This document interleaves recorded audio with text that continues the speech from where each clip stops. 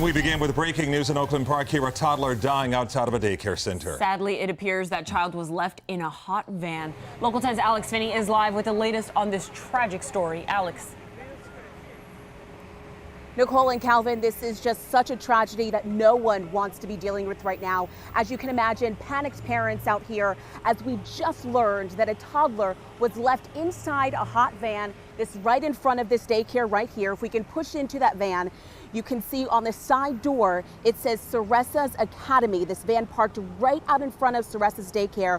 I'm told from several parents out here that this in fact is the van that takes and picks up children every single day. I want to take you now to Sky 10 video. You can see, unfortunately, that yellow tarp, which is usually an indication of nothing good. We are right off of Northwest 21st Avenue here in Oakland Park. Absolutely a situation that just breaks your heart, knowing that we are in the heat of the summer.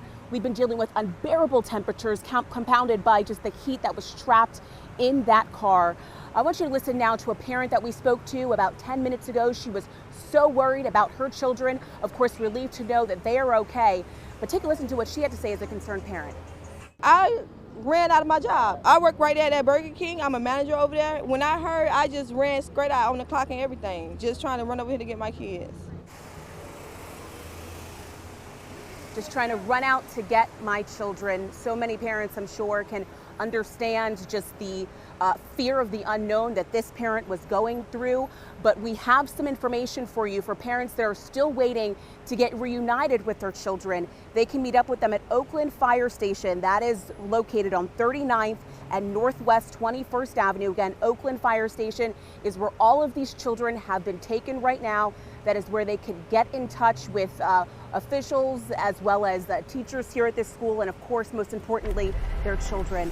Right now, BSO still classifying this as a death investigation, but we did hear from Oakland fire officials that sadly that 2-year-old reporting died in that hot van a little bit earlier. We are still working to gather more information. It is still a very heavy scene out here. So many roads roped off at this hour right off of Northwest 21st Avenue. As soon as I get another update from officials, I'll be sure to pass it along to you.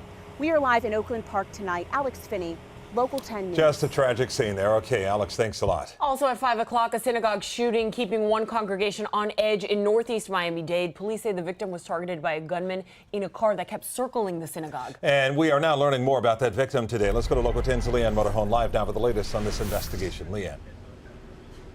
And well, at last check, that victim was in stable condition at Aventura Hospital after undergoing surgery. Miami-Dade police taking a very active role in this investigation.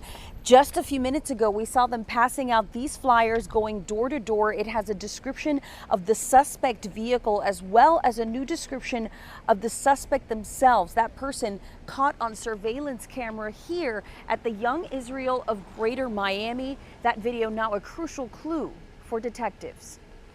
Bullets left these holes behind at a synagogue in Northeast Miami-Dade, a violent reminder of Sunday night shooting outside Young Israel of Greater Miami that sent a 68-year-old man to the hospital. He's an important member of our congregation. Kobe Litowich is a board member at the synagogue. He identifies the victim as Yosef Lipschitz, whom he describes as a sweet and modest man. He helps out on a regular basis. He volunteers. He helps the rabbi. Miami-Dade police say a black Chevy Impala circled the synagogue on Northeast 10th Avenue near Northeast 171st Street twice before shots were fired. The driver of the Impala exits the vehicle and opens fire towards the victim, striking him multiple times in the lower extremities. A neighbor's Nest security camera captured the sounds of the gunfire.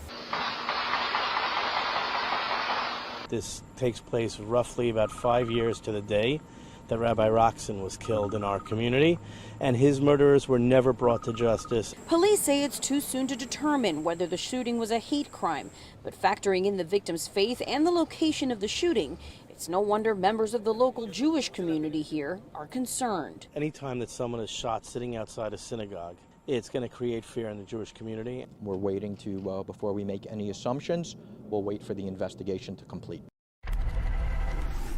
And so that suspect vehicle is described as a black Chevy Impala, more specifically model years 2006 to 2013. and having dark tinted windows. The suspect is described as a male with a slim build, short cropped hair between the ages of 20 to 25.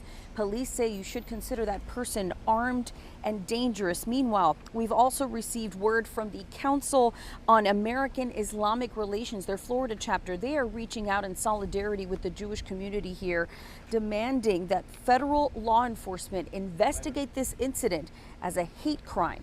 More on this to come. For now, we're live in Northeast Miami-Dade. Leanne Morejon, Local 10 News. An awful story there. Thank you, Leanne. And now to a safety alert involving a man arrested for child pornography, and he's connected to a daycare. The suspect is the son of the owner of the Little Seeds Academy off Bird Road and Southwest 114th Avenue. Federal and local authorities took him into custody during a raid there this morning. Obviously, your mind goes to the worst thing. If he's capable of watching these things, what else is he capable of doing? That's my main concern. Like, was he involved in that? Were any of my kids involved in that? We're told the suspect lived at that home but did not work at the daycare. Homeland Security and DCF will be reaching out to parents as part of the investigation. And it's time now for your Local 10 tropical update. We're watching a tropical wave out there that could be headed our way. Chief Certified Meteorologist Betty Davis is here with the latest information. Betty. Good afternoon, everyone. This is the infrared satellite imagery, and I am shining a spotlight on some of the cloudiness, the showers associated with the tropical wave. You can see some of that activity, the cloudiness over and near places like Puerto Rico. This disturbance is going to track toward the northwest or west-northwest over the next several days. As we're heading over the next couple days, heavy rain possible over parts of Hispaniola, but it's going to interact with land, and that should keep it from developing. Thursday into Friday, slim chance for developing as it gets closer to Florida. It looks like the conditions might be slightly more conducive for this to try to organize. That said, the chances for development still are low at 5 days. Notice just 10%.